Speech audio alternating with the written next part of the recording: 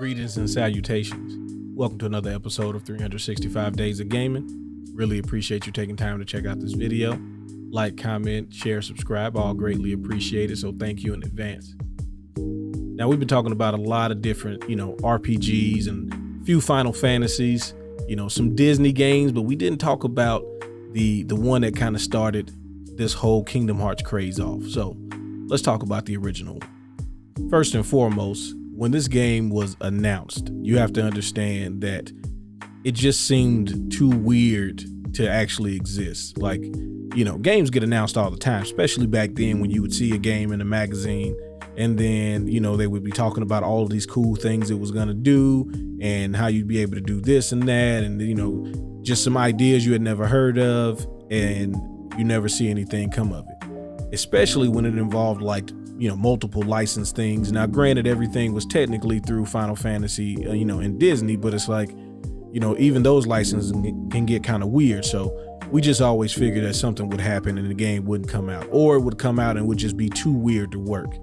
But lo and behold, this is one of the best games that I remember ever playing on the PlayStation 2, a system that I think has probably the most great games.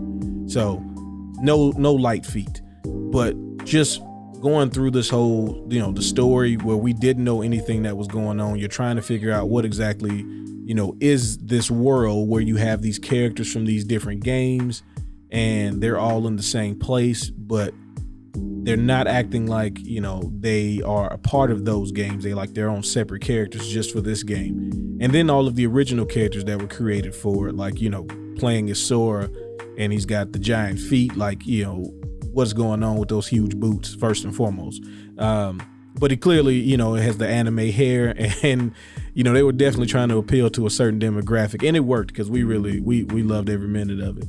But just figuring out what the heck is going on. And obviously we wouldn't really figure out exactly what was going on for several games. I kind of tapped out after 2.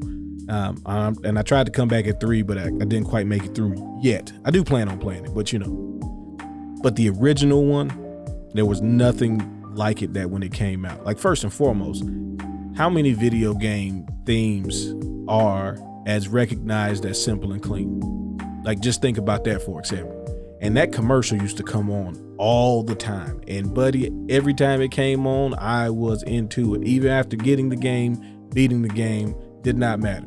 Great song, right? But just all of the other things this game allowed, this type of gameplay Square hadn't done yet. There was no Kingdom Hearts style gameplay from Square, the action style, but having RPG elements. They hadn't done anything like this just yet, especially not to this level.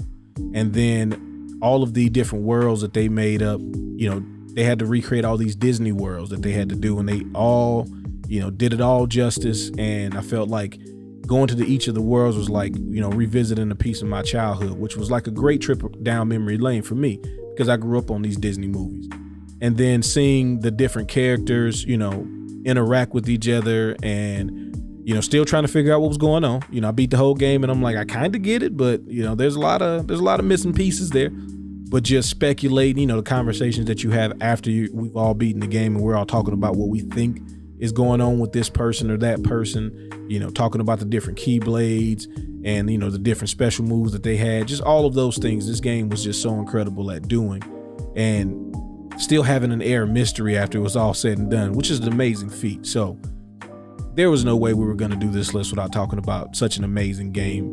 And it's been ported over a dozen or so times. I'm not even playing the PS2 version. I'm playing the 1.5 version, final mix, or whatever they're doing, because it's just preposterous at this point. But either way, really, really, really enjoyed this game. So I wanted to make sure that we put it on the list. So if you are aware of Kingdom Hearts, you've played Kingdom Hearts. If for some reason you haven't, I don't know why you haven't. Trust me, at least play the first couple of them. I'm telling you, there's a great time in there for you. Love to hear from you either way. I appreciate you letting me reminisce with you. Y'all have fun.